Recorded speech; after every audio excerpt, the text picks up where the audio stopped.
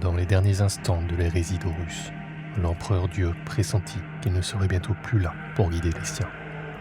Oui, il savait. Il savait que, malgré ses immenses pouvoirs, le combat qu'il aurait à mener contre celui qui fut son fils favori lui demanderait de sacrifier son rêve d'une humanité débarrassée du Warp. C'était le prix à payer s'il voulait préserver son œuvre, l'Imperium qu'il avait mis tant de temps à bâtir. Avant de rejoindre le trône d'or qui le maintiendrait prisonnier pendant des millénaires dans un état de mort permanente, le maître de l'humanité s'assura que ses secrets les plus importants soient sauvegardés, à la fois pour les préserver de ses ennemis, mais également pour que ses plus fidèles serviteurs puissent poursuivre son œuvre. Ce savoir accumulé au cours des précédents millénaires, qui avait demandé tant de vie, tant d'efforts et de sacrifices, devait perdurer. Il regroupait tout ce que l'empereur, alors qu'il n'était qu'un simple observateur, avait découvert sur les mystères de l'alchimie. Un procédé qui fut la clé permettant la création de ses premiers-nés, les Custodes, puis de ses fils, les Primarques. Il ordonna donc la création d'un nouvel ordre, secret, qui devait protéger à tout prix ce savoir, placé sous la protection de ses gardiens les plus dévoués, étant eux-mêmes les fils de ce savoir. Cet ordre prendra le nom d'Adeptus Alchimicus. Les hommes et les femmes de cet ordre accomplirent leur mission dans l'ombre, sauvegardant et protégeant ce savoir sacré pendant près de 10 000 ans, le vénérant comme l'empereur lui-même, parfois au prix de leur vie. Ils le préservèrent des guerres, des trahisons, du chaos, jusqu'au moment où plus personne ne se rappela l'existence de ce secret. Il fut néanmoins redécouvert, ayant été transmis dans le plus grand des secrets, à travers les âges, sous la forme d'un fichier Excel. Dans l'espace.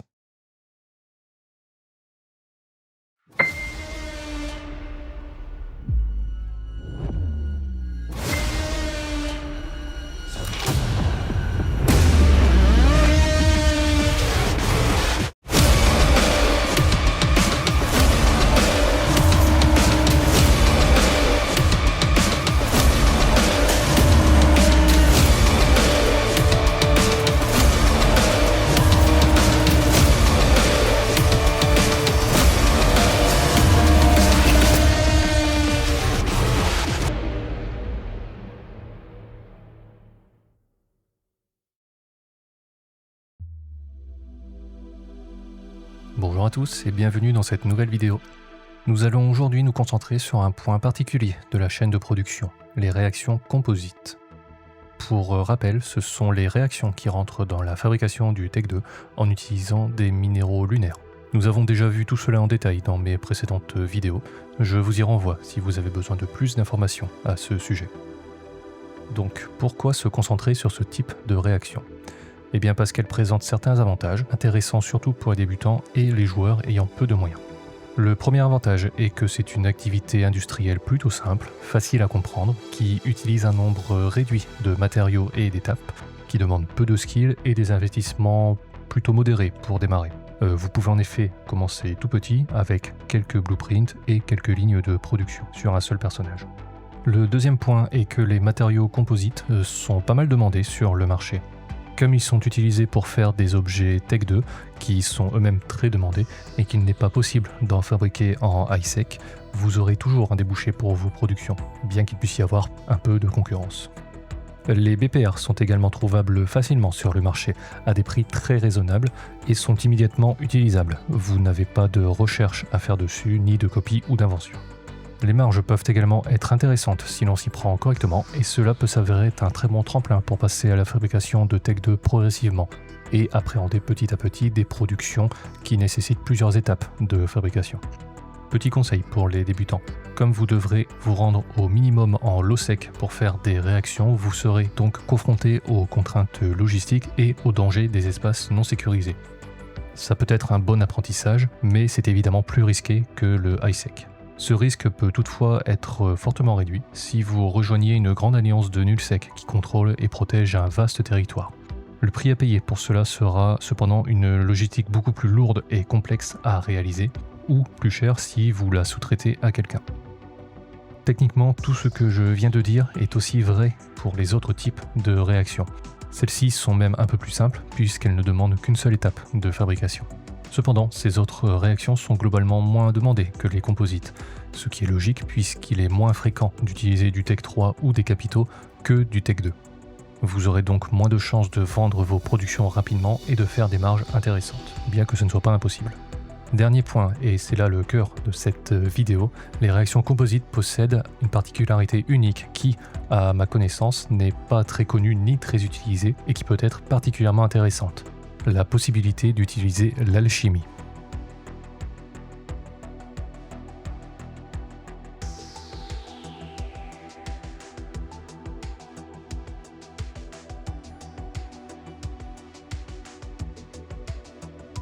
Vous le savez déjà, les réactions composites se font en deux étapes. La première consiste à utiliser des minerais lunaires et des fuel-blocks pour obtenir des matériaux intermédiaires qui sont eux-mêmes utilisés, toujours avec des fuel-blocks, pour obtenir les matériaux composites. Les réactions alchimiques remplacent certaines réactions de la première étape. Le principal avantage de l'alchimie est que vous obtenez les matériaux intermédiaires en utilisant des minerais lunaires moins chers que pour les réactions de synthèse classiques. Il existe en effet plusieurs niveaux de minerais lunaires dans le jeu, allant de la R4 à la R64, classés bien sûr par niveau de rareté et donc de prix. Leur disponibilité dépend de la répartition des lunes et de qui les contrôle. Vous imaginez bien que les plus intéressantes sont les plus rares et les plus convoitées du jeu. Cela peut d'ailleurs être un facteur stratégique que les grandes alliances de Nullsec essayent de contrôler, pouvant aller jusqu'à déclarer des guerres pour contrôler ces zones qui sont les plus riches. Bref, pour en revenir à notre sujet, prenons un exemple pour illustrer comment fonctionne l'alchimie. Imaginons que vous avez besoin de 200 ferrofluides pour fabriquer vos composites. Vous pouvez les obtenir en faisant un cycle de ferrofluide réaction formula qui vous demandera 100 unités de dysprosium, qui est un minerai R64, 100 unités d'hafnium, qui est un minerai R32, ainsi que 5 fuel-blocks. Maintenant, si vous remplacez cette réaction de synthèse par une réaction alchimique, en utilisant le BPR qui s'appelle Unrefined Ferrofluid Reaction Formula. Le Unrefined est l'indication qu'il s'agit d'alchimie. Vous aurez cette fois besoin de 5 runs vous demandant 500 unités d'hafnium, qui est toujours du R32, et 500 unités de cadmium, qui lui est un minerai R16, moins cher donc que le R64. Un point particulier pour les réactions alchimiques, le produit obtenu n'est pas directement utilisable. Vous aurez besoin de le reprocess pour obtenir ce qu'il vous faut. À ce stade, vous êtes peut-être en train de vous demander à quoi cela sert puisqu'il faut plus de matières premières et payer une taxe supplémentaire pour le reprocess. Donc même si la R16 est moins chère que la R64, est-ce que ça vaut bien le coup ? La réponse dépend bien évidemment des prix du marché, mais globalement oui, cette opération peut vraiment valoir le coup d'un point de vue financier car il y a un point important que je n'ai pas encore abordé. Reprenons notre exemple. Après la première étape de fabrication, vous obtiendrez donc vos 5 Unrefined ferrofluides qui, une fois reprocess, vous donneront les 200 unités de ferrofluide dont vous avez besoin, mais également 475 unités d'hafnium. Et oui, c'est là que réside la force de l'alchimie. Non seulement vous remplacez des minerais rares et chers par des plus abordables, mais en plus vous récupérez une bonne partie du minerai utilisé pour sa fabrication.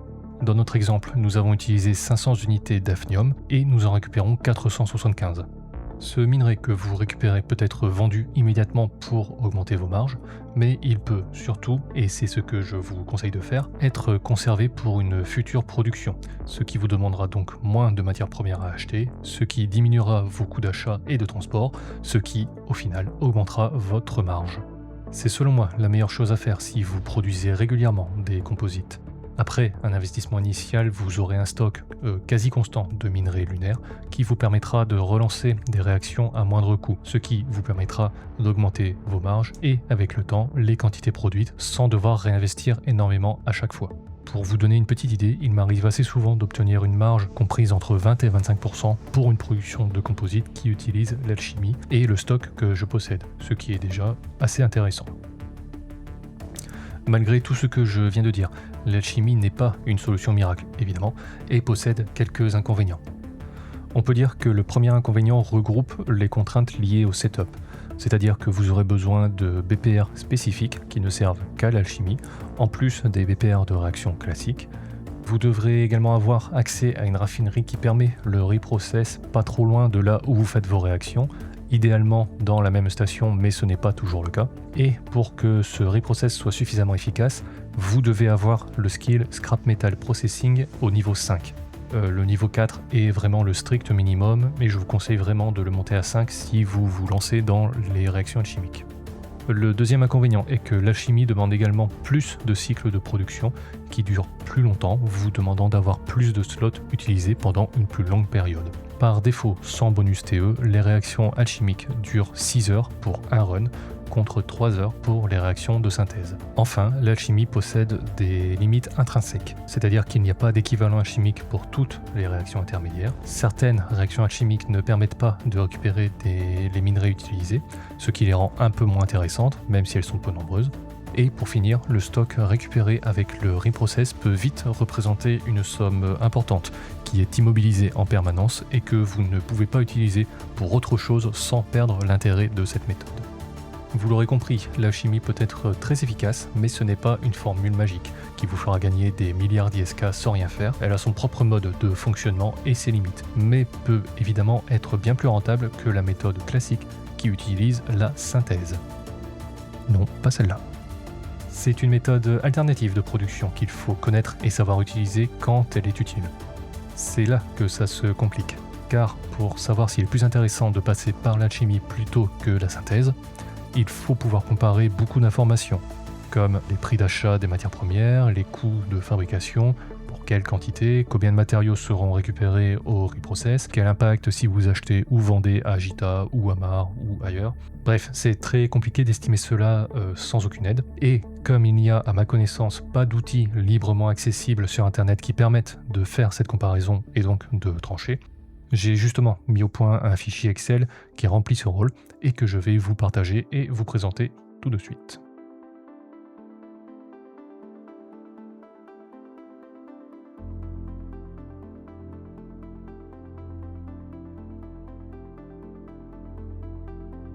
Vous trouverez dans la description un lien vous menant vers la version en ligne du fichier. Cette version n'est pas modifiable en tant que telle, vous devez donc enregistrer une copie sur votre PC. Pour l'utiliser, vous devez avoir Excel 365 installé sur votre ordinateur, ainsi que le plugin EveOnline officiel installé sur Excel. Vous trouverez les instructions pour installer ce plugin et connecter un de vos personnages dans la description. C'est vraiment très simple, je vous laisse regarder, ça prend 2 minutes. Une fois que tout est installé, il vous faut d'abord paramétrer votre environnement de production. Pour cela, rendez-vous dans la page Settings et indiquez les informations qui vous concernent dans les cellules bleues. Vous pouvez choisir un hub commercial de ISEC dans la liste déroulante et en dessous, vous pouvez indiquer un hub régional. Attention, il faut mettre le nom exact de la station où se trouve le marché et il faut que vous ayez les droits en jeu pour vous amarrer à cette station. Ensuite, vous pouvez indiquer une liste de systèmes pour lesquels vous voulez surveiller le cost index de réaction, ainsi que les informations sur les structures qui permettent les réactions dans ces systèmes. Une fois que vous avez votre liste, vous pouvez choisir le système qui vous est le plus favorable à un moment donné dans la liste déroulante qui se trouve juste à gauche. Derniers paramètres sur lesquels je veux attirer votre attention, ce sont ceux qui concernent la durée maximale des jobs exprimés en jours, ainsi que le nombre de runs maximum par slot pour chaque étape. Vous pouvez indiquer les valeurs que vous voulez, cela sert simplement à calculer le temps de fabrication maximale de vos travaux sur les différentes étapes. Une fois que tous les paramètres sont enregistrés, je vous conseille très fortement de forcer la mise à jour des données en faisant CTRL-ALT F9. Cela va forcer le plugin à aller chercher les données directement dans le jeu et mettre à jour le fichier Excel. Une fois que les paramètres sont bons, vous pouvez vous rendre sur la feuille suivante qui regroupe quelques informations de marché pour les composites et les matières premières dont vous aurez besoin. En les comparant entre le hub commercial de ISEC et le hub régional que vous avez choisi dans la page précédente, vous voyez que vous avez des informations sur les prix actuels avec les ordres de vente et d'achat, ainsi que les prix moyens sur les 7 et 28 derniers jours. Vous avez également les volumes de vente moyens sur ces mêmes périodes. Le but de cette page est de vous donner des informations pour vous aider à choisir quel composite fabriquer et en quelle quantité, en fonction évidemment de l'évolution des prix et des quantités échangées. Passons maintenant à la page suivante qui est le cœur du fichier. Vous voyez que cette page contient plusieurs tableaux. Le premier tableau qui s'appelle Planning est celui qui vous permet de choisir quoi produire et en quelle quantité. Pour cela, vous devez commencer par indiquer le nombre de runs que vous voulez faire pour un composite en particulier dans la colonne dédiée. Une fois que vous avez choisi les quantités, vous voyez que des cellules se sont colorées dans les colonnes mat 1 à mat 4. Ce sont dans ces cellules que vous pouvez choisir entre la synthèse classique ou l'alchimie pour la fabrication des matériaux intermédiaires. En modifiant ces cellules entre synthèse et alchimie, vous voyez immédiatement l'impact que cela a sur les coûts de fabrication et donc la rentabilité que vous pouvez espérer pour cette production. En modifiant ces paramètres, vous voyez également dans les tableaux en dessous que cela modifie le nombre de jobs que vous devez faire ainsi que le nombre de runs pour chacun de ces jobs. Et ce, aussi bien pour la première étape d'intermédiaire que pour l'étape de fabrication des composites. Vous voyez également sur la gauche qu'il y a une case qui vous permet de choisir entre deux modes de production. Le choix entre ces modes est utile si vous avez choisi d'utiliser l'alchimie pour les intermédiaires. Ça n'a aucun effet si vous ne faites que des réactions de synthèse. Le premier mode est le mode Time qui est fait pour respecter le délai maximal de production que vous avez indiqué dans la page Settings, mais sans se limiter sur le nombre de jobs. A l'inverse, le deuxième mode Slot, lui, va chercher à minimiser le nombre de slots que vous aurez à utiliser pour votre production, mais la contrepartie est qu'il ne respectera plus forcément le délai maximal de production que vous avez indiqué. C'est à vous de choisir entre les deux en fonction de ce que vous voulez et du nombre de slots que vous avez. Vous pouvez également jouer dans les settings avec la durée justement maximale que vous souhaitez et le nombre de runs pour chaque étape pour justement essayer de paramétrer au mieux la production pour qu'elle convienne le mieux à votre façon de jouer. En vous rendant sur la droite de la feuille, vous voyez qu'il y a un tableau qui détaille chaque poste des coûts de fabrication avec le détail pour chaque composite. En dessous de ce tableau, vous voyez une liste d'achats qui vous indique les matières premières dont vous aurez besoin pour fabriquer ce que vous avez paramétré dans le tableau Planning. Et tout à droite, vous avez également la liste des BPR dont vous aurez besoin pour cette même production. Vous voyez également à côté de la liste d'achats qu'il y a une cellule qui vous demande si vous voulez utiliser le stock. Avant de cliquer sur oui, il faut indiquer justement le stock que vous avez. Pour ce faire, vous pouvez vous rendre dans la page suivante qui s'appelle stock justement et dans laquelle vous pouvez indiquer les matières premières que vous possédez déjà ainsi que la liste de BPR que vous avez déjà. Vous pouvez indiquer cela en faisant un copier-coller directement de vos objets en jeu. Une fois que vous avez indiqué votre stock, vous pouvez revenir sur la page planning et sélectionner oui dans la cellule dédiée.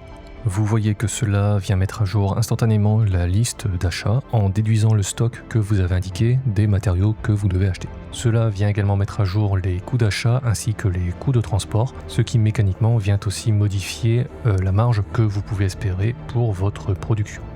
Si c'est la première fois que vous utilisez l'alchimie, il y a de fortes chances que vous n'ayez pas beaucoup de stock initial et donc que votre première fabrication se fasse à perte. Ne voyez pas ça comme une perte nette et définitive, puisque justement en passant par l'alchimie, vous allez récupérer des matières premières après reprocess. C'est la valeur qui est indiquée dans la colonne R. Et donc, si vous réutilisez ces matériaux dans une prochaine production, vous voyez que ce montant pourra venir en déduction des coûts d'achat de la fabrication suivante. Et donc, c'est à partir de là que vous pourrez commencer à être rentable. Vous voyez donc votre première production qui utilise de la chimie comme un investissement qui vous permettra justement ensuite de commencer à gagner de l'argent. Pour vous donner une petite idée, je vous affiche à l'écran une de mes dernières productions et vous voyez que grâce aux dernières productions que j'ai faites en utilisant l'alchimie, j'arrive à une marge estimée qui est quand même très intéressante et cela grâce notamment au stock que j'ai en quasi permanence suite à l'alchimie. Pour terminer sur cette page, n'hésitez pas à passer du temps dessus pour paramétrer au mieux votre production. Vous avez beaucoup de possibilités de configuration entre justement la synthèse ou l'alchimie, le nombre de slots que vous avez, le nombre de runs que vous souhaitez par étape, le mode de production, etc.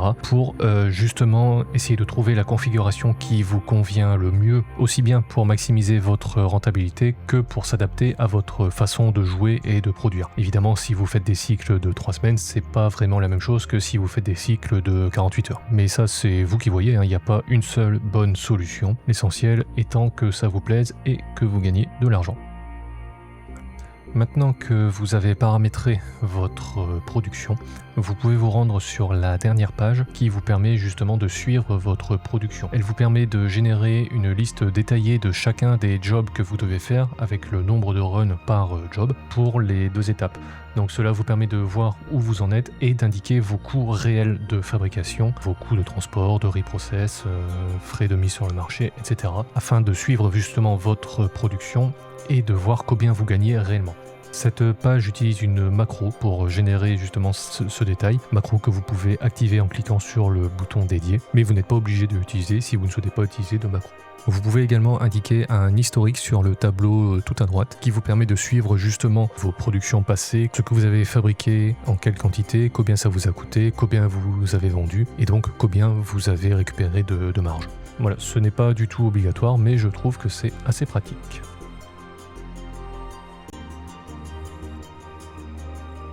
Et bien voilà, nous en sommes venus à bout. Donc pour terminer cette vidéo, j'espère vous avoir convaincu de l'intérêt de l'alchimie dans la production des matériaux composites. Encore une fois, ce n'est pas une méthode miracle, de toute façon ça n'existe pas ni dans Eve ni ailleurs. C'est une méthode qui a ses limites bien sûr, et le gain qu'elle apporte dépend de beaucoup de paramètres, notamment les prix du marché et le stock que vous avez déjà ou pas. Le fichier que nous venons de voir peut vraiment vous aider, je pense, pour appréhender cela et éviter de se lancer à l'aveugle, ce qui revient à perdre de l'argent, clairement. N'hésitez pas à l'utiliser et à me faire vos retours. C'est une grande première pour moi de faire ça, donc je suis vraiment intéressé de savoir ce que vous en pensez et si vous voyez des choses à améliorer ou corriger dessus. Vous pouvez me répondre en commentaire sous cette vidéo, mais également sur le forum officiel Dev, sur lequel j'ai fait un post pour présenter justement l'alchimie et ce fichier, dans lequel je dis à peu près la même chose que dans cette vidéo. Voilà, je tiens également à remercier Isaac, qui est un des membres de ma corporation, qui m'a aidé pour la création de ce fichier, mais c'est également lui qui m'a fait découvrir l'alchimie et son fonctionnement, et qui en plus a trouvé le nom en rapport avec Warhammer 40 000. Donc c'est un peu grâce à lui que cette vidéo existe, donc voilà, merci encore. Voilà, je vais m'arrêter là. Merci encore d'avoir suivi cette vidéo, j'espère qu'elle vous aura été utile. Et n'oubliez pas, rejoignez l'Adeptus Alchimicus et l'Empereur sera fier de vous, mes frères. Courage et honneur.